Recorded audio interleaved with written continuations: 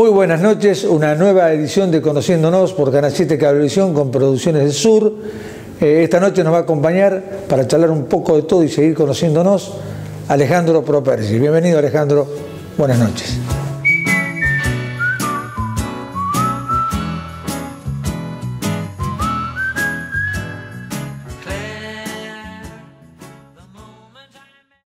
Bueno, hechas las presentaciones, vamos a charlar en este programa de Conociéndonos con Alejandro Properci. Al principio, gracias por acompañarnos, gracias por estar con nosotros y vamos a charlar un poco de todo. Joven, pero con una trayectoria bastante importante en tu actividad. Pero vamos a arrancar como hacemos con cada uno de los invitados. Hablamos un poquito de tu infancia. Mira, tuve la suerte de tener una linda infancia. A veces es difícil ser objetivo en esto porque uno lo vivió, ¿no? Entonces, pero si uno lo analiza un poco más así globalmente, yo percibo que tuve la suerte de haber vivido una infancia parecida a la de mis viejos, digamos, ¿no? O sea, sin tanta tecnología, sin tanta cosa. Y después la evolución de la vida hoy me da la posibilidad de ver una renovación, un avance tecnológico distinto, ¿no? Que los chicos de hoy no viven ese tipo de infancia. Yo me crié en el campo, nací en Aulaye, pero apenas viví siempre en el campo, hice la escuela primaria en Salguero. Una experiencia muy especial, muy linda. O sea, nosotros nos criábamos en el campo y no jugábamos con chicos. Yo tengo dos hermanos más chicos que yo.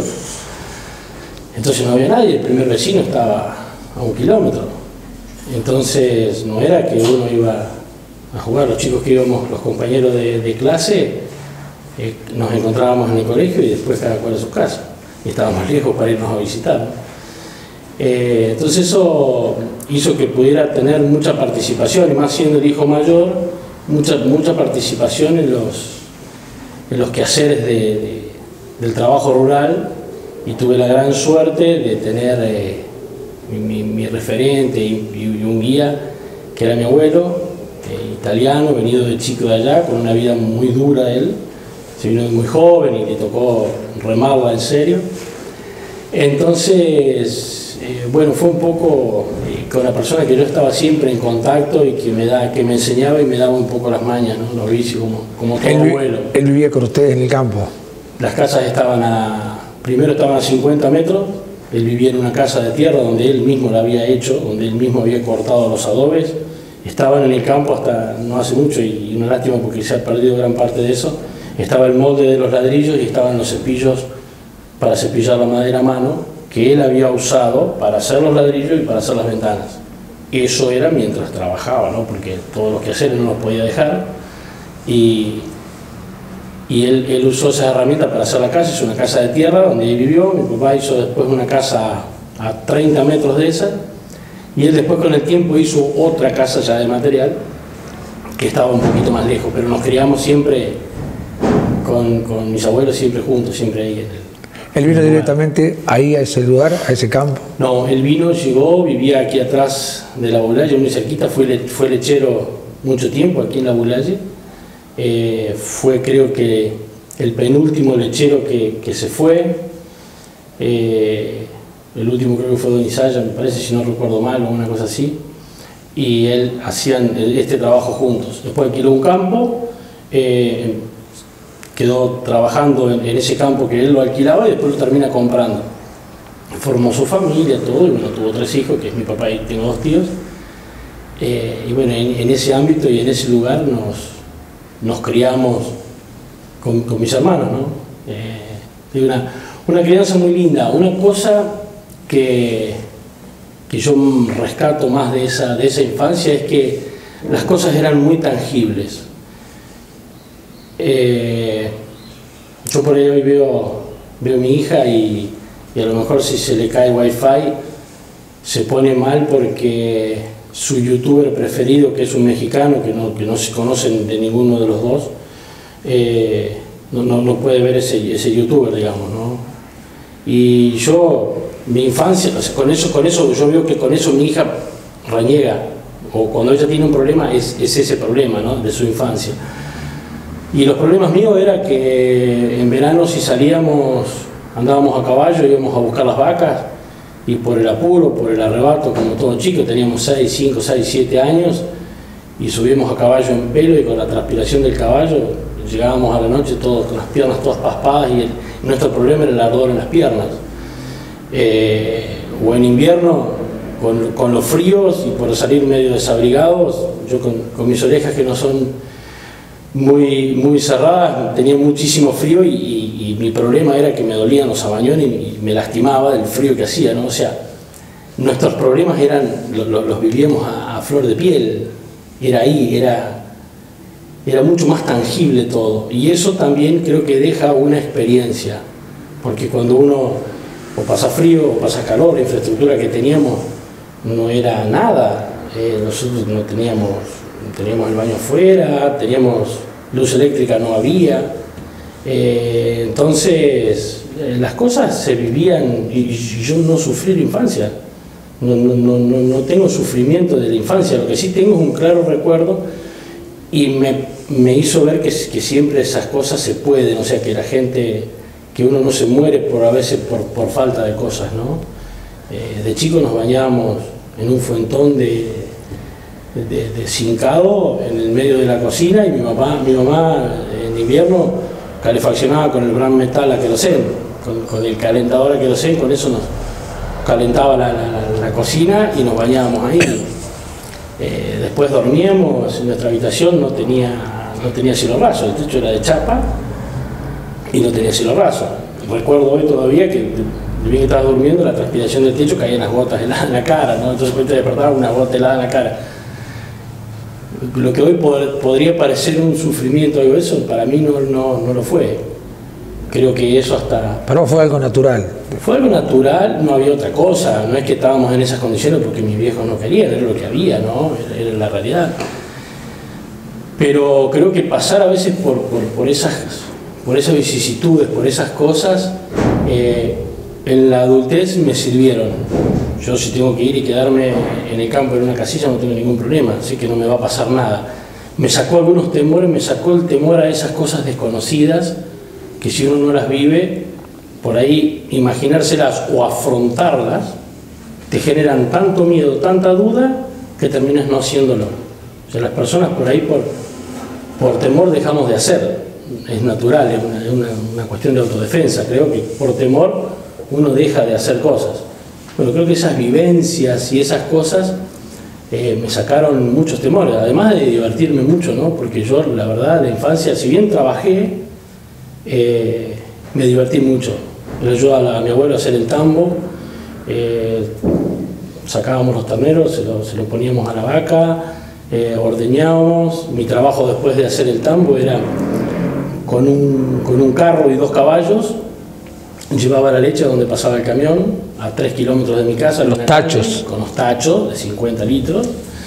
Me acuerdo siempre, tengo un recuerdo muy claro de eso, el que más recuerdo al negro Bernardi, que iba con su camión Dodge, y bueno, antes de cargar los tachos siempre hablábamos un poco, siempre tenía algo para sacarse el frío en el camión, tomábamos un traguito y cargábamos los tachos de la leche arriba del camión, me daba los tachos vacíos, yo me volvía con el carro a mi casa.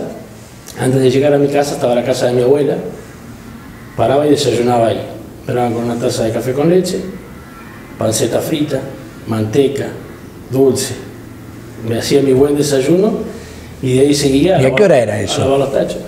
Y estaba volviendo normalmente 9 de la mañana. ¿Y se entregaba leche una sola vez al día? En ese momento se entregaba una sola vez, no, al principio se entregaba 2 veces en el día, a la mañana y a la tarde. Después había aparecido que se refrigeraban los tachos, entonces se ponían en una pileta con agua, se ponían ahí adentro y ahí quedaban refrigerados hasta el día después, y ahí se cargaba y ahí se empezó a entregar una sola vez por día. Creo que era mejor ir 2 veces, porque después era mucho más la cantidad que había que llevar y todo eso. Y ¿no? todo de cargar y Cargar todo. Y todo eso. Bueno, correr los boyeros, darle de comer a las vacas, irlas a buscar los días de neblina. 6 de la mañana, salir a caballo para irlas a buscar. Yo tenía en esa época 10 años, 11, no más de eso. Ahí íbamos a buscar, las vacas al campo, y los días de neblina es como si uno caminara debajo de una campana, ¿no? Como si estuvieras debajo de una campana, igual, porque salís, perdés la referencia de todo y se ve 10 metros alrededor, no más. Así que un poco porque los caballos se acostumbran y son intuitivos y todo eso, bueno, y con las referencias de los alambres y de las cosas, es que íbamos hasta el fondo del campo y venía, y a lo mejor cuando llegaba algunas habían faltado, así que había que ir de nuevo. Claro, pero ¿cómo eran las vacas del tambo? Las vacas del tambo no se podían dejar sin ordeñar, la vaca no puede dejarse de un día para otro sin ordeñar, digamos, ¿no? Muy lindo, mucho frío siempre, mucho más lejos. Yo recuerdo de chico haber estado en el campo de mis tíos, y vas a coincidir conmigo seguramente que los camiones de la leche eran un poco el transporte de la gente al pueblo. ¿Con quién me voy? Con el camión de leche que pasa a tal hora y vuelvo. ¿A qué hora sale el camión de leche para irse, no? Totalmente. Me ha tocado venir al pueblo, como decíamos, o volverme cuando hacía el secundario, porque mientras hice secundario todos los fines de semana me iba a trabajar al campo. Y me iba con el camión de la leche. Así que por ahí arrancaba a las 5 de la mañana que salía el camión de la leche allá, y a lo mejor llegaba a las 10 de la mañana a mi casa, porque primero... Sí, el camión iba haciendo el recorrido. Iba haciendo el recorrido. Así que, bueno, iba ahí charlando, llevando mate, toda una experiencia, ¿no? A 40, por los caminos de tierra, todo eso. A veces con los caminos fangosos por las tormentas, por las lluvias. Cuando llovía era siempre crítico. Incluso era crítica la llegada del camión, hasta los campos, no hasta los tambos. Siempre, íbamos calculando el horario, a veces los días de lluvia empezábamos a mirar, porque... Bueno, cuando se veía que el camión venía, uno salía, porque si no llegabas allá y a veces el camión venía con retraso y te quedabas ahí esperando hasta que llegaras inútilmente, ¿no? Entonces, bueno. ¿Cómo ha cambiado todo, no? Por eso que cuando arrancamos te comentaba que creo que agarré la última partecita de una era, de una etapa que después fue cambiando mucho. Yo tuve la suerte también de percibir, no la viví, pero sí la escuché. Mi abuelo agarró la etapa que araba a caballo, y después empezó ya la tecnificación del agro y de las máquinas, la llegada de la máquina y de los tractores y de los vehículos y de todo eso. Mi abuelo se iba a Serrano al baile en bicicleta, por los caminos de tierra, y venía a la Boblaye en un carro con un caballo. Después ya mi papá eso no lo vivió, y vivió la época de la tecnificación, de la industrialización.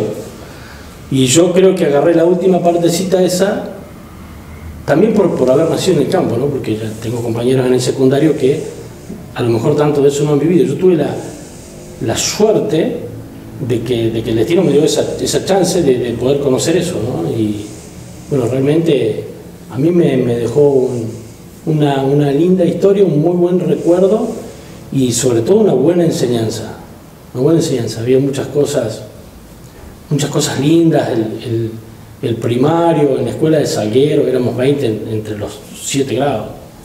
Y hacíamos una maestra daba todos los grados. 2 maestros. O 2 maestros, sí. Para todo el aula.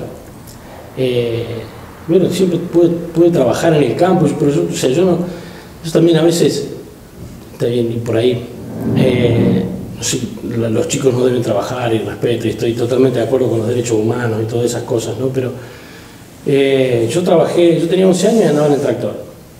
Mi papá me enseñó a manejar con 5 años. Sacaba fardos, yo iba arrodillado en el asiento y llevaba el tractor derecho nada más. No hacía nada, yo solamente. Ahí empecé a tener la idea de lo que era manejar. Con 11 años yo andaba solo arriba del tractor. Hacía los turnos completos, arrancaba a las 4 o 5 de la mañana, porque me escapaba de mi casa, mi mamá no quería que saliera a esa hora. Había que cortar la melga en ese tiempo. Había que marcar la melga. Marcarla. Era todo Yo me acuerdo porque de chico iba a los campos de mis tíos, y y por ahí me colaba para hacer era todo un desafío, hacer un turno del tractor, en el famoso 730 embrague a mano. Mi papá tuvo la brillante idea de comprar uno una vez, creo que me duelen los brazos ahora todavía de lo duro que era eso de dirección, porque había dos modelos, uno mecánico y uno hidráulico. Sí, tuvimos la mala suerte de que este era mecánico. Yo lo que me acuerdo era que lo que me llamaba la atención era el embrague a mano, la palanca larga, que era el embrague a mano. Es así, el embrague a mano. Primero empecé con un Deus 55 y un aradito de 5 rejas de 12 pulgadas, que se decía 1,5 metros la pasada. 1,5 metros. 1,5 metros el ancho de la pasada del arado a la velocidad que camina una persona prácticamente. Sí, sí. Bueno. Y mi mamá, yo me acuerdo que mi mamá no quería que fuera, pero yo salía de noche, salía a las 5 de la mañana, me despertaba y me iba porque siempre fui bastante enérgico y ansioso, o sea, me ponía con algo y lo quería terminar. Entonces, andaba en el día, el tractor no lo traía a la casa, lo dejaba en el campo, a lo mejor a 300 metros.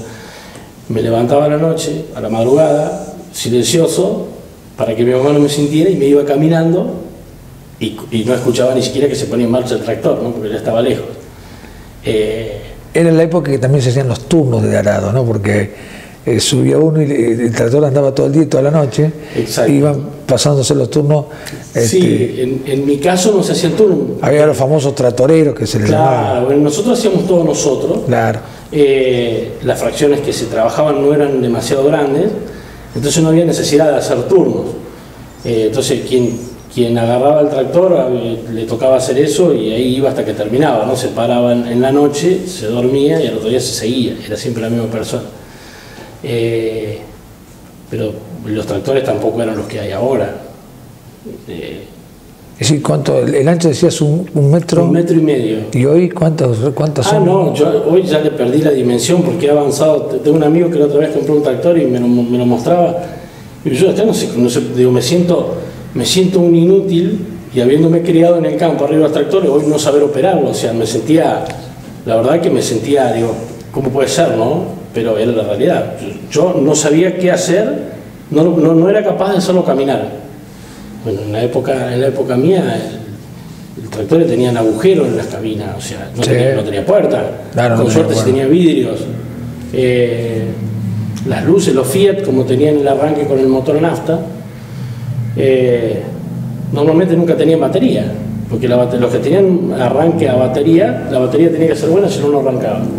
Pero los Fiat, como tenían un motor a nafta que hacía arrancar el motor diésel, exacto, no necesariamente tenían batería, o sea que era una vela, tenía una batería muy chica y la luz era una vela, no alumbraba nada, no se veía nada.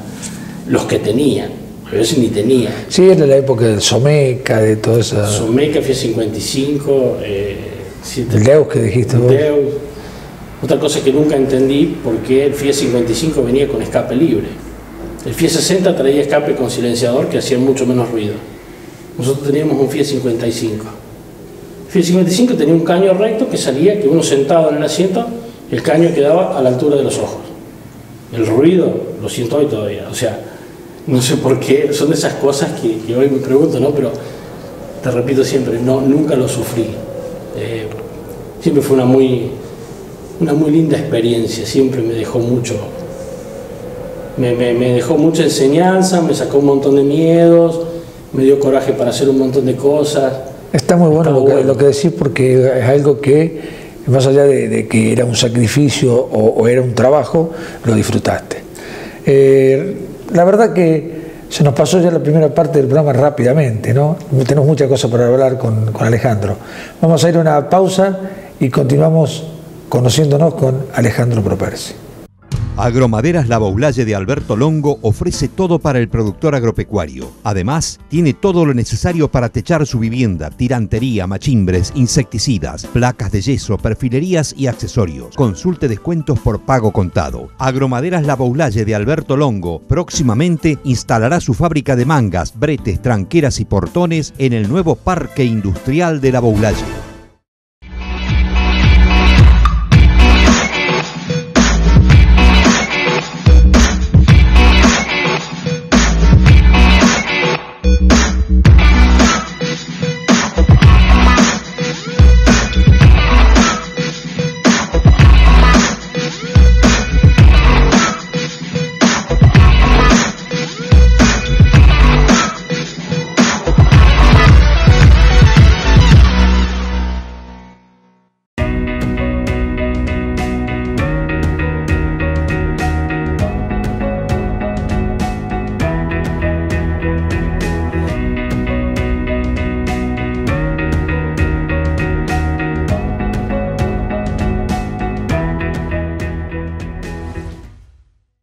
Bueno, continuamos conociéndonos por Cablevisión, con las Producciones del Sur, y seguimos charlando con Alejandro Properci.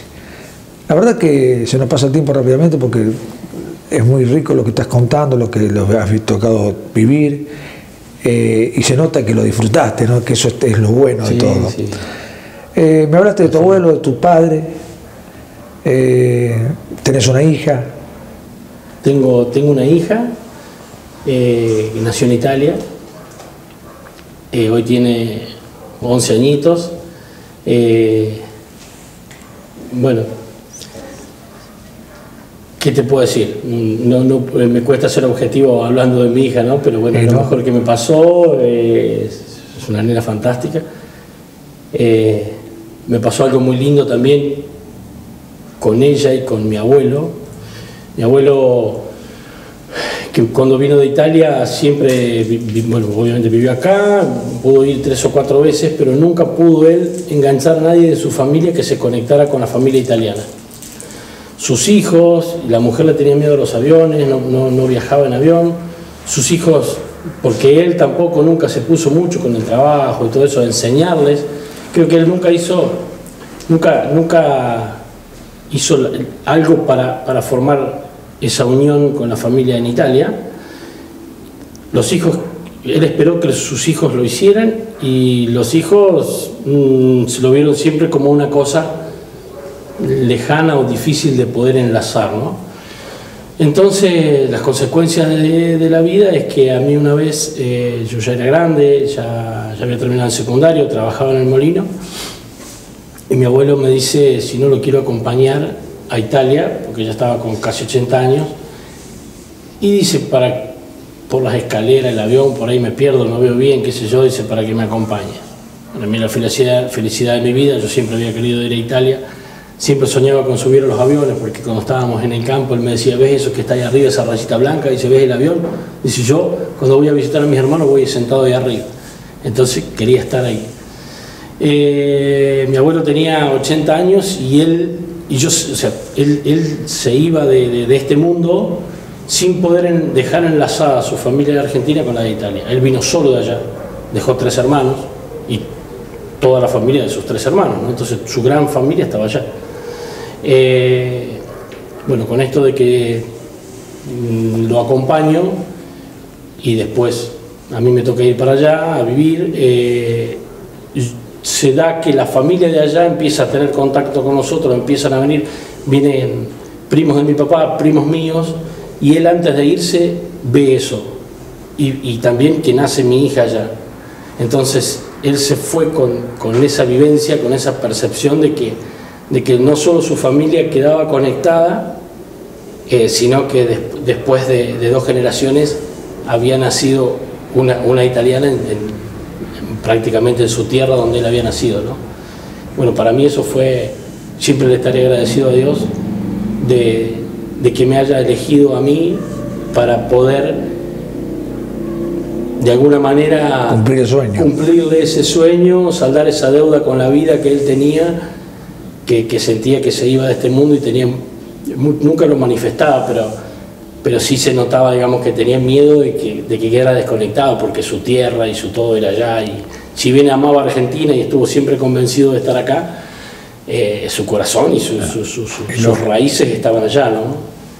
Bueno, le doy gracias a la vida y al destino que me dio esa oportunidad. ¿Terminaste el secundario? En Lenet, fantástico, fue también una enseñanza bárbara, me sacó un montón de miedo, unos profesores que eran mitad profesores, mitad padres. Mis padres siguieron viviendo en el campo, yo con mis hermanos estábamos viviendo acá, entonces no teníamos nuestro padre, digamos, o nuestra madre que nos tenía cortito para hacer las cosas. Pero sí esa parte que mis padres no pudieron hacer por cuestiones lógicas, que no podían dejar lo que estaban haciendo, lo hicieron un poco los profesores. Tuvimos la suerte de tener una generación de profesores muy buenos, que eran, además de darnos conocimiento, nos daban sobre todo sabiduría, porque nos daban la experiencia propia, nos trataban como si fuéramos hijos, teniéndonos cortitos, aconsejándonos, enseñándonos, y no había ningún reclamo con eso, ¿no? O sea, ¿En qué época fue? Yo terminé en el 92, en enero. 86, 92, en esa época. Todavía quedan de los viejos maestros, sí, que ya no quedan. Y tengo la gran suerte de compartir la pasión de los autos y las motos con, por ejemplo, Samuel Corrado, que también es una cosa que me da mucho placer y mucha gratitud, que en el colegio nos tenía cortito y yo lo teníamos ahí con mucho respeto, y hoy podemos compartir un asado y reírnos juntos y hablar de igual a igual, porque Samuel también es una persona muy especial, que se adapta muchísimo a todo. Entonces eso también fue muy bueno, ¿no? Porque yo le sigo teniendo el mismo respeto, para mí sigue siendo el maestro, pero podemos compartir la otra parte que también está muy, muy linda. Bueno, como te decía, terminé el secundario, me fui a trabajar un tiempo al campo, gracias a una mala experiencia, que también esas cosas me enseñaron a que no hay cosas malas, siempre son o enseñanzas o bendiciones, porque las cosas malas, siempre algo malo, las adversidades por ahí sirven para sacar algo bueno, o para agudizar el ingenio, o para tocar fondo y despegar. Habíamos, con un compañero de colegio, que trabajaba conmigo en el campo, que trabajaba con mi papá, el empleado de él, habíamos sembrado 60 hectáreas de trigo. La cuidamos como chico con juguetes nuevos, ¿no? Algunas ansias por verlo, por cosechar esa primera vez y todo. Lo íbamos a ver creo que todos los días. Un 29 de octubre pasó una piedra que lo dejó a la altura de cuando estaban haciendo. Lo fuimos a ver con mi amigo, y entre llantos y acordarnos de las experiencias, se veían de vuelta las fallas que habíamos dejado en la siembra, porque no había, en esa época no estaba el GPS que sembrábamos nosotros. Entonces se veía lo que había dejado, esa gran tormenta. Y eso, bueno, me hizo replantear un poco las cosas. Digo, esto así no se va a ningún lado. O sea, yo sin nada, sin espalda, sin nada, todo el capital de mis viejos y todo, es de mis viejos, y yo nunca lo sentí hoy mío, o sea, es de ellos, yo tengo mi vida. Entonces, digo, esto así no se avanza. Y ahí empecé a trabajar acá en el pueblo, gracias a que el profesor Schaeffer me recomendó en un lugar, y de ahí pasé al molino. Y en el molino fui electricista 8 meses, yo soy técnico electromecánico del ENEP. Trabajé ahí 8 meses y llegaron unas máquinas italianas para producir bolsitas para llenar bolsas de 1 kilo y de 5 de harina. Me dejaron encargado del sector. Cuando llegan las máquinas, vinieron los italianos a ponerlas en marcha.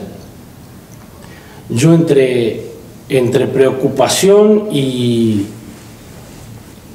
desafío, digamos, y responsabilidad, porque me quedaba una responsabilidad importante después que esta gente se fuera. Bueno, ellos vinieron a poner en marcha estas líneas, yo iba a ser después el responsable de que eso anduviera y estuviera la producción.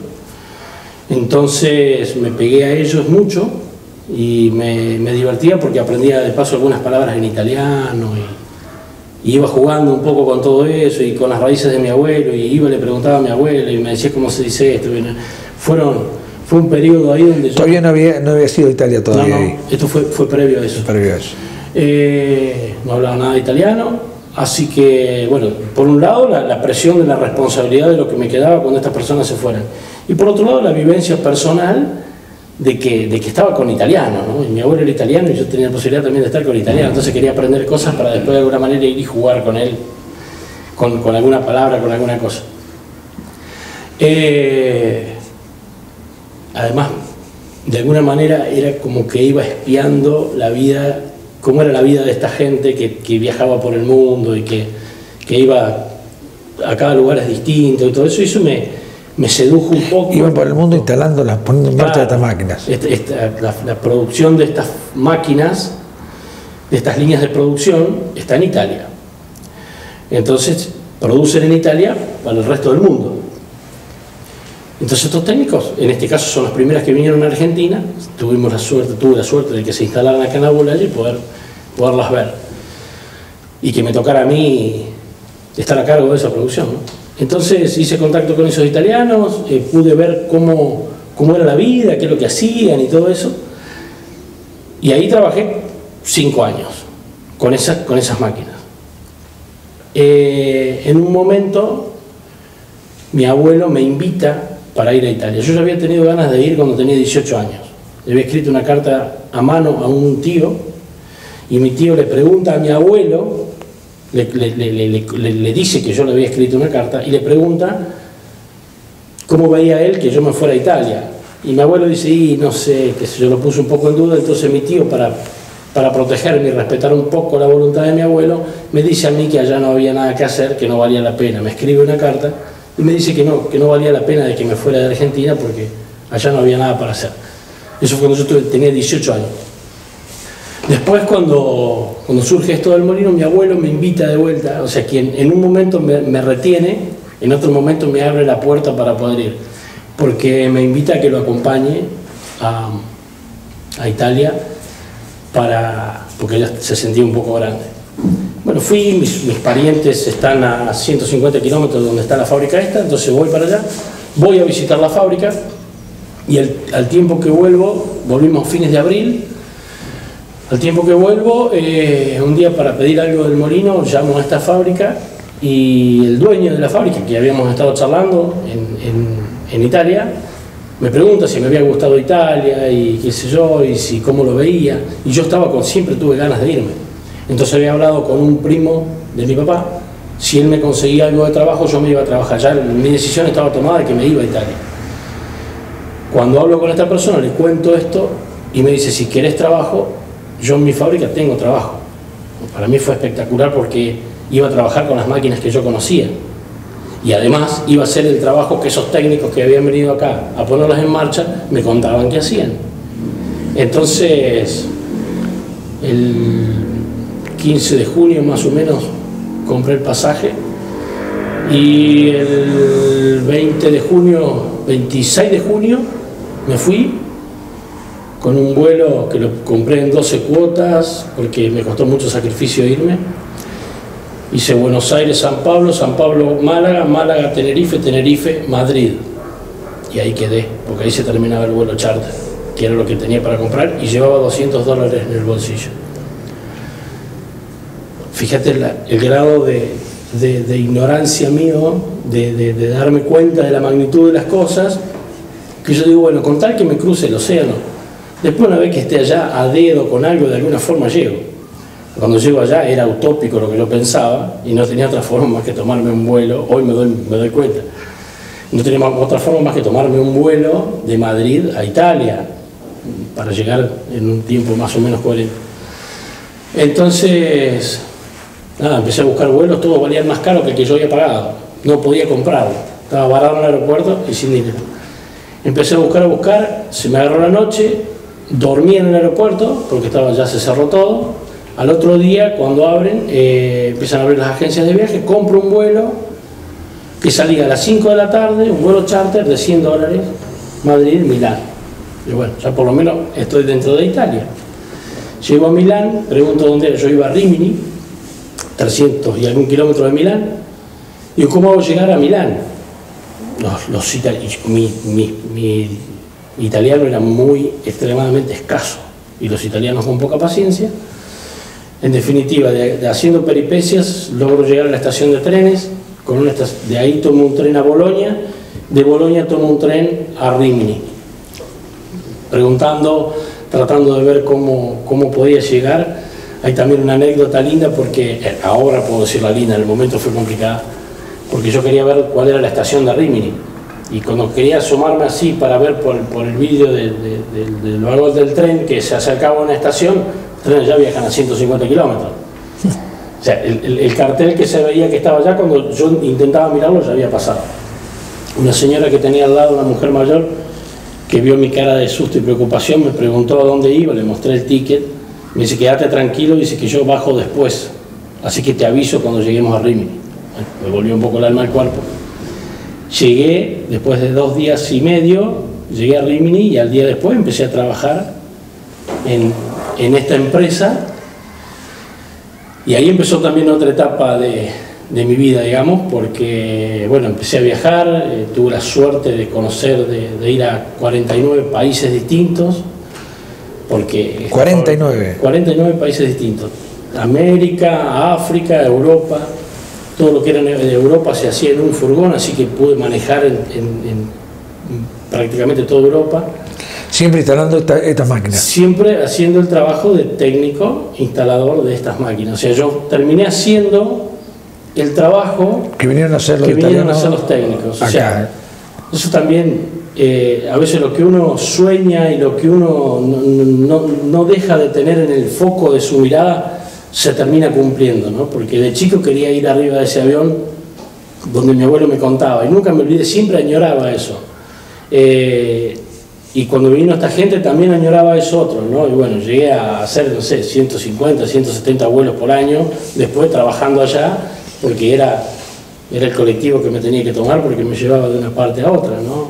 Estaba en un lugar, terminaba ahí, de ahí pasaba a otro, de ahí pasaba a otro. Y bueno, y así estuve. ¿Eso trabajaba solo o en un equipo de gente? No, solo. Cuando yo llegué a la fábrica éramos 2 técnicos para todo el mundo. Y la fábrica producía más o menos 50, 55 líneas por año. El año tiene 52 semanas. Era una línea en marcha por semana que había que poner para 2 personas. Más todas las líneas que ya estaban funcionando, que había que hacerle trabajos, ¿no? O sea que estábamos, tanto uno como el otro no estábamos nunca, estábamos siempre permanentemente viajando. Pocos. En ese momento sí, hoy ya la fábrica ha crecido más y bueno, ya hay más gente, ¿no? Pero igual, siempre con este trabajo se camina bastante y es una sola persona normalmente la que va a hacer el trabajo. Se pone en marcha, se prueba la línea, se capacita a la gente para que la use y ya está, queda. Te convertiste en el técnico de la empresa y ahí empezaste otro recorrido, lo decías. Empecé a viajar, que duró hasta el 2009, 2008, fines del 2008,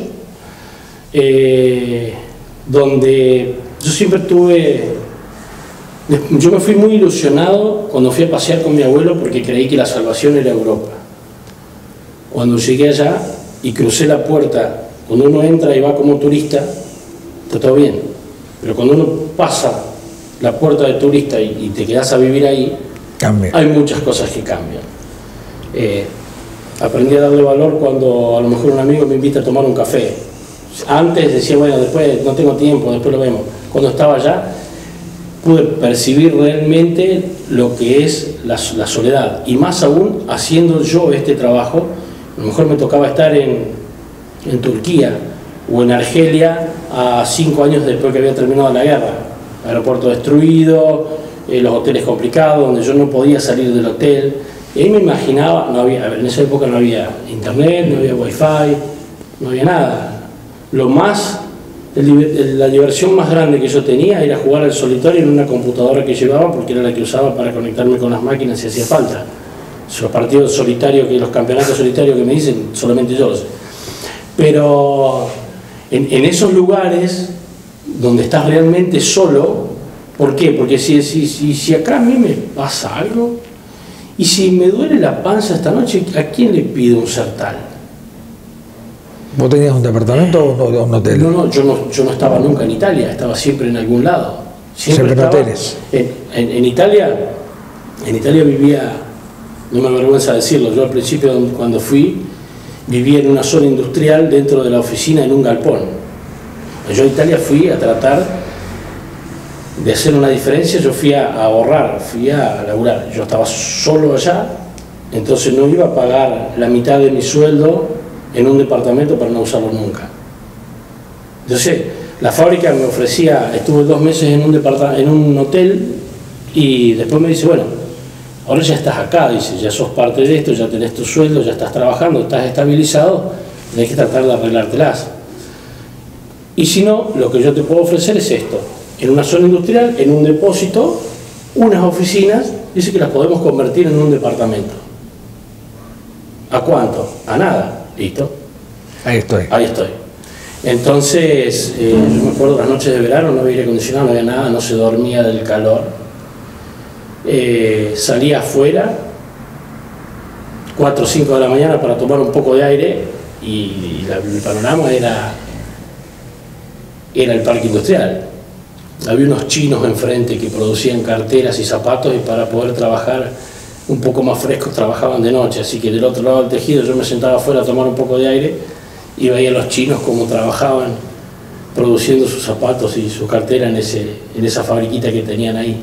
En esas horas. En esas horas sí, porque el sueño ya se me había desvelado y no podía dormir del calor que hacía. En verano hace mucho calor incluso de noche. En invierno con alguna estufita, con algo más o menos la pasaba. Después ya con los últimos 3 años y sobre todo el último que nació mi hija ya estaba viviendo en una casa. Pero al principio no, era así, porque yo quería hacer una diferencia, porque siempre me quise volver. O sea, siempre supe que no era mi lugar para pasar mi vejez, y también me di cuenta que era un lugar donde las cosas ya estaban todas hechas, donde es muy poco el campo de acción que hay. Yo tengo un perfil más bien emprendedor, yo siempre me gusta hacer cosas, entonces allá notaba que no tenía espacio. ¿Y hasta qué año estuviste? Hasta el 2009, fines del 2008, diciembre del 2008 llegué. Volvés a la Argentina, pero seguís vinculado con la empresa. Vuelvo a la Argentina con la representación de ellos desde Brasil para abajo, Brasil, Uruguay, Paraguay, Argentina y algo en Chile. Vuelvo con eso y vuelvo haciendo mantenimiento también. O sea, me quedo con toda la parte del servicio postventa, me dan ellos la parte del servicio postventa y la venta de las líneas. Así que primero, bueno, hacía todo solo, gracias a Dios tengo gente que me ayuda, y podemos atender, abrir una oficina en Brasil, donde también hay una persona trabajando allá. Entonces, bueno, hoy trabajamos y le damos atención de venta y de servicio postventa a todo lo que es el mercado de la harina, básicamente, de Brasil para abajo. Para abajo. Se nos pasa el tiempo, decíamos que nos va a faltar tiempo, pero contame un poquito de estas cosas que cuando vamos para el lado de Melo vemos unos galpones,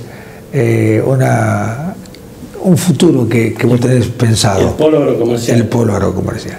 Y son desafíos, esto de haber podido andar y ver cosas también me sacó muchos miedos, ni siquiera miedos, porque a veces son incertidumbres, cosas desconocidas. No soy una persona que básicamente no soy temeroso, pero sí, por ahí cosas que uno desconoce, y cuando vas y ves, y mirá qué simple y cómo lo resolvieron, no sé qué se puede.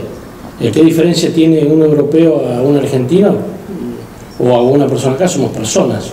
La diferencia está en que uno por ahí toma la iniciativa y tiene mejor infraestructura que le permite hacer cosas, y nosotros a veces por los desconocimientos, porque no tenemos infraestructura, o simplemente, y muchas veces, porque solamente no se toma la iniciativa, las cosas no se hacen.